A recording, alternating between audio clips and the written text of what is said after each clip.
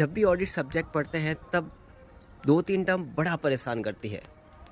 Modified, unmodified, qualified opinion, unqualified opinion, modified clean opinion है या modified unclean opinion है, क्या है, बार बार कन्फ्यूजन रहता है।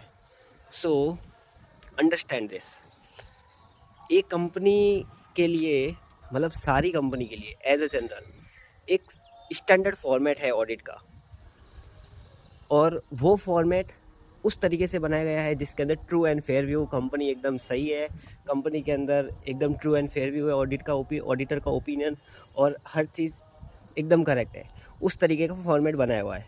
यदि एक ऑडिट करने के बाद में ऑडिटर को लगता है हाँ कंपनी के अंदर कोई मटेरियल मिस स्टेटमेंट नहीं है, मेरी रिपोर्ट पूरी क्लीन है, तो वो उसी फॉर्मेट को लेता है जो स्टैंडर्ड फॉर्मेट है, और उसमें कंपनी का नाम वगैरह चेंज करके मेन सब्जेक्ट मैटर को चेंज नहीं करता है। तो वो हो गया अनमॉडिफाइड रिपोर्ट हो गई, उसको मॉडिफाई नहीं किया है, मेन बॉडी पार्ट को मॉडिफाई नहीं करने की ज़रूरत पड़ी ऑडिटर को, तो वो क्या हो गया, अनमॉडिफाइड फॉर्मेट जो है वो क्या होगा, वो क्लीन ओपिनियन हो गई।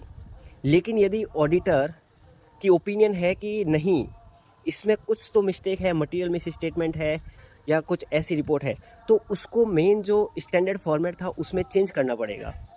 यदि वो उसमें चेंज करने के लिए जाएगा, ट्रू एंड फेयर ओपिनियन को हटाएगा, उसमें वो अपना ओपिनियन लिखेगा कि ये है, अपना व्यू देगा उसके अंदर, तो उसको सब्जेक्ट मैटर को चेंज करना पड़ रहा है उस रिपोर्ट की, तो वो हो गया मॉडिफाई।